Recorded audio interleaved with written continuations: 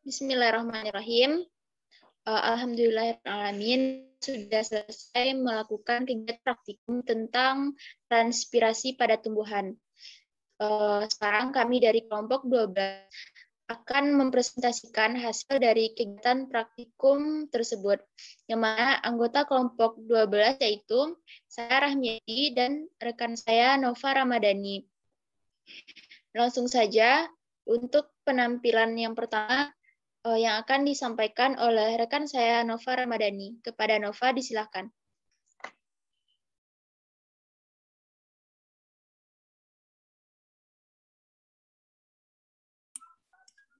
Terima kasih kepada Rahmi. Baiklah, saya akan mempresentasikan hasil praktikum saya tentang transpirasi. Tujuan dari praktikum ini yaitu dari kegiatan praktikum ini untuk mengetahui kecepatan transpirasi dan mengetahui jumlah air yang uap atau satuan. Waktu dan tempat dilaksanakannya praktikum ini yaitu pada hari Jumat, tanggal 22 Oktober tahun 2021, pukul 13.20 sampai 15.50. Tempatnya yaitu di Jorong Kuburan Limo, Batangarau, Tanah Datar.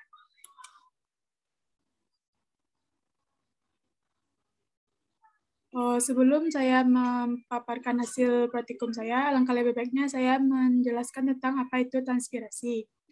Transpirasi adalah proses hilangnya air dalam bentuk uap air dari jaringan hidup tanaman yang terletak di atas permukaan tanah melewati stomata, lubang kutikula, dan lentisel. Sekitar 80% air yang ditranspirasikan berjalan melewati lubang stomata. Paling besar peranannya dalam transpirasi. Sebagian besar air yang diserap tanaman ditranspirasikan. Kecepatan transpirasi berbeda-beda, tergantung kepada jenis tumbuhannya. Bermacam-macam cara untuk mengukur besarnya transpirasi, misalnya dengan menggunakan metode penimbangan sehelai daun segar atau bahkan seluruh tumbuhan beserta potnya ditimbang. Setelah beberapa waktu yang ditentukan ditimbang lagi. Selisih berat antara kedua penimbangan merupakan angka petunjuk besarnya transpirasi. Metode penimbangan dapat pula ditunjukkan kepada air yang terlepas, yaitu dalam cara menangkap uap air yang terlepas dengan zat higroskopik yang telah diketahui beratnya. Penambahan berat merupakan angka petunjuk besarnya transpirasi. Proses transpirasi dipengaruhi oleh beberapa faktor, baik faktor internal maupun eksternal. Faktor-faktor internal antara lain adalah ukuran daun, tebal tipisnya daun, ada tidaknya lapisan lilin pada permukaan daun, banyak sedikitnya bulu pada permukaan daun, banyak sedikitnya stomata, bentuk dan lokasi stomata, termasuk pula umur jaringan, keadaan fisiologis jaringan, dan laju metabolisme.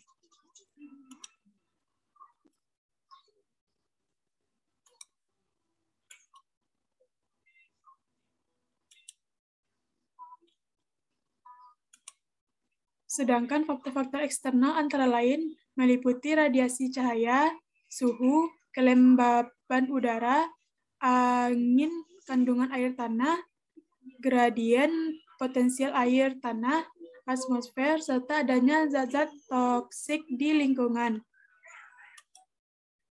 Alat dan bahan untuk praktikum ini yang pertama yaitu alatnya plastik, tali rapia, dan kamera untuk memfoto waktu kita praktikum.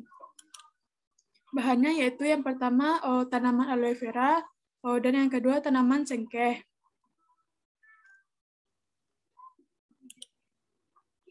Cara kerja dari praktikum ini yang pertama yaitu menutup daun aloe vera dengan plastik lalu ikat dengan tali rapia yang saya lakukan seperti pada gambar di bawah ini. Cara kerja yang kedua yaitu menutup daun cengkeh dengan plastik lalu ikat dengan tali rapia, seperti yang saya lakukan pada di bawah ini. Ini adalah saat proses saya mengikatnya dan ini setelah saya ikat. Cara kerja yang ketiga yaitu tunggu masing-masing selama 2 jam dan lihat perbedaan airnya. Yang di sebelah kiri saya ini adalah air aloe vera Dan yang sebelah kanan saya adalah air cengkeh, di mana terdapat perbedaan yaitu air aloe vera lebih sedikit daripada air cengkeh. Padahal waktu saya melakukannya sama-sama 2 jam. Hasil pengamatannya yaitu dari petikum ini yang saya lakukan, air yang diuapkan oleh daun tanaman cengkeh lebih banyak daripada daun tanaman aloe vera.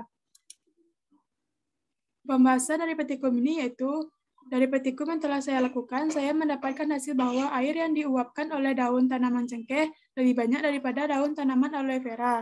Faktor yang menyebabkan kenapa air yang diuapkan oleh daun tanaman cengkeh lebih banyak daripada tanaman aloe vera itu karena daun dari aloe vera itu lebih tebal dan besar dibandingkan dengan daun cengkeh yang kecil-kecil dan tipis. Ini sesuai dengan faktor-faktor yang mempengaruhi transpirasi diantaranya yaitu besar kecilnya daun, tebal tipisnya daun, berlapiskan lilin atau tidaknya permukaan daun, yang keempat banyak sedikitnya bulu di permukaan daun, yang kelima banyak sedikitnya stomata, dan yang keenam bentuk dan lokasi stomata. Sedangkan faktor-faktor luar yang mempengaruhi transpirasi diantaranya sinar matahari, temperatur, kelembapan udara, angin, dan keadaan di dalam tanah. Kesimpulan yang saya ambil dari praktikum ini yaitu dari pembahasan ini di atas dapat disimpulkan bahwa laju transpirasi tumbuhan dipengaruhi oleh hal-hal sebagai berikut.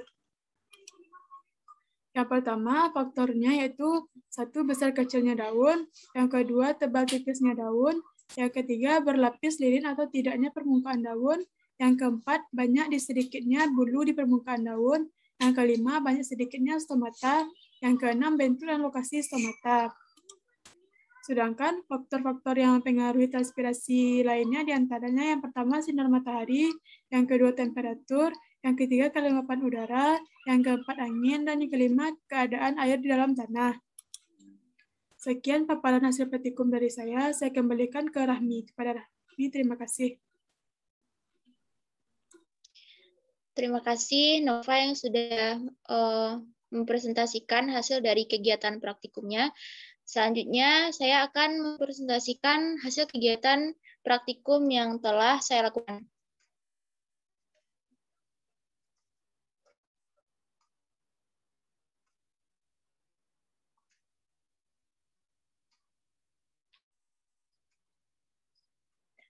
Adapun judul praktikum pada kali ini yaitu transpirasi.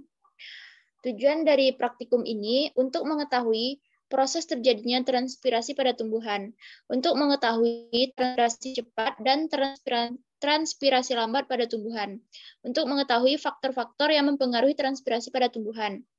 Nah, waktu dan tempat Jumat 22 Oktober 2021 beralamat di Jorong Gantiang, Tiotangkamang, Kabupaten Agam.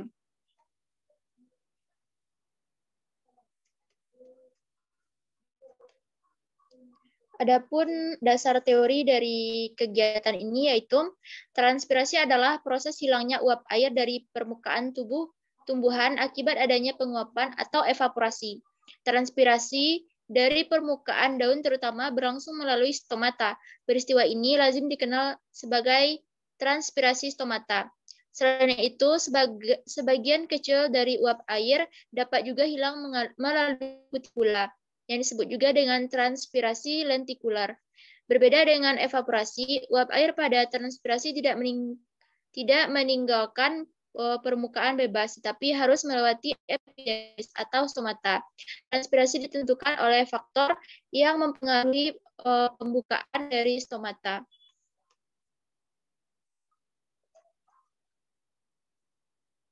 Menurut Tijrosomo 1983, laju kehilangan air pada setiap tumbuhan beragam dan ditentukan oleh struktur anatomi daun, jumlah stomata tiap satu luas permukaan daun, dan beberapa faktor lingkungan, seperti kelembaban udara, cahaya, suhu, angin, dan kandungan air tanah. Besarnya transpirasi juga ditentukan oleh besarnya celah antara dua sel penjaga dan proses-proses menyebabkan membuka dan menutupnya stomata. Struktur anatomi daun yang mempengaruhi transpirasi antara lain besar kecilnya daun, tebal dan tipisnya lapisan lilin, jumlah bulu atau trikoma, bentuk dan letak dari stomata, Selain itu, dalam batas tertentu, semakin banyak jumlah stomata, maka semakin cepat penguapannya.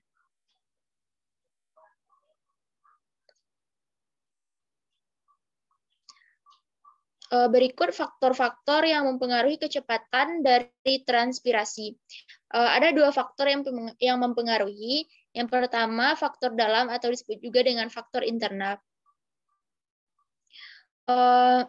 Faktor internal ini yaitu jumlah stomata, struktur anatomi daun, yang merupakan alat tambahan yang berupa trikoma. Yang ketiga, potensial osmosis daun. Faktor luar atau lingkungan yang mempengaruhinya yaitu kelembaban udara, temperatur, angin, dan ketersediaan air.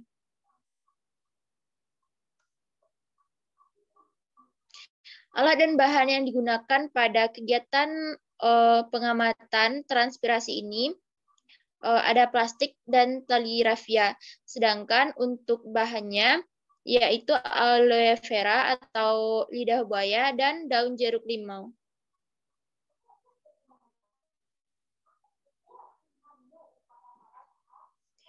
Cara kerja dari pengamatan proses transpirasi ini, yang pertama menyiapkan alat dan bahan yang dibutuhkan untuk pengamatan transpirasi pada tumbuhan. Yang kedua, membungkus daun lidah buaya dengan plastik, kemudian diikat dengan tali rafia pada bagian pangkalnya. Yang ketiga, membungkus beberapa daun jeruk, kemudian diikat dengan tali rafia. Setelah itu, tunggu selama 2 jam, lalu amati perubahan yang terjadi.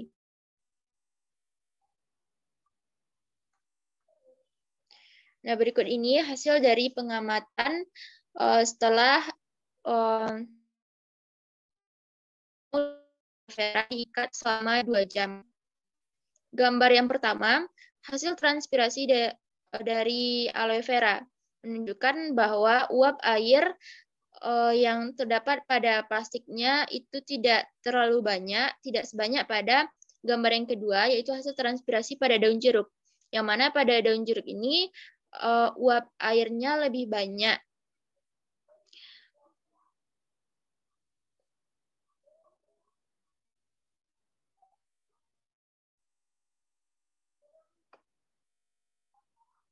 Lanjut, Nova. Selanjutnya pembahasan. Seperti yang sudah dijelaskan pada dasar teori tadi, bahwa transpirasi adalah proses kehilangan air dalam bentuk uap air yang terjadi pada jaringan tumbuhan. Transpirasi ini bertujuan untuk membantu. Selanjutnya, pada praktikum ini, tumbuhan yang diamati proses transpirasinya adalah daun jeruk limau atau Citrus amblycarpa dan aloe vera. Setelah dibungkus selama 2 jam, dapat dilihat banyaknya air yang terkumpul dalam plastik.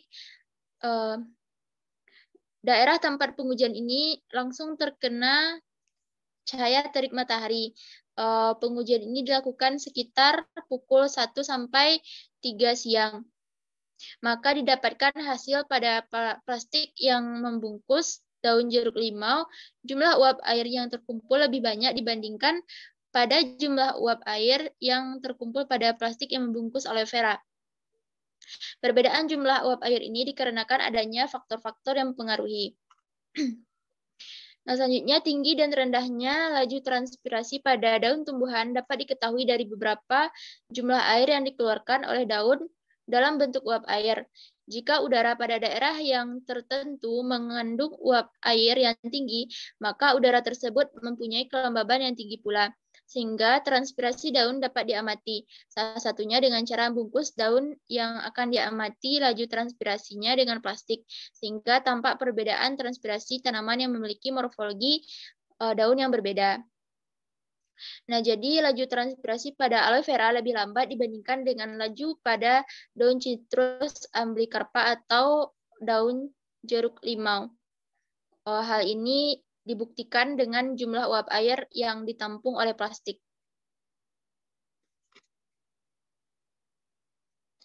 Selanjutnya kesimpulan. Transpirasi adalah pengeluaran air oleh tumbuhan dalam bentuk uap air.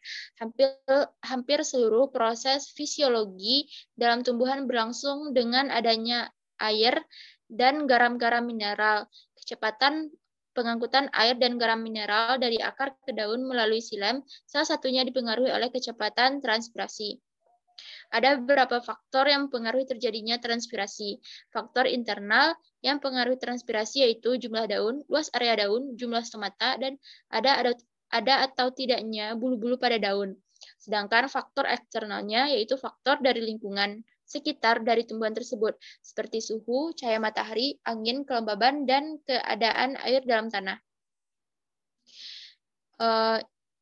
Laju transpirasi pada aloe vera lebih lambat dibandingkan dengan laju transpirasi pada daun citrus amblicarpa atau daun jeruk limau karena memiliki morfologi yang berbeda dan jumlah stomata yang berbeda pula.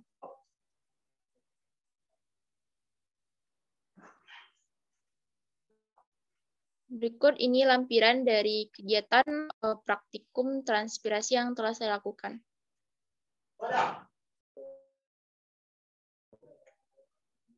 Oke, sekian hasil presentasi saya. Mohon maaf jika ada kekeliruan. Selanjutnya, saya tutup presentasi ini.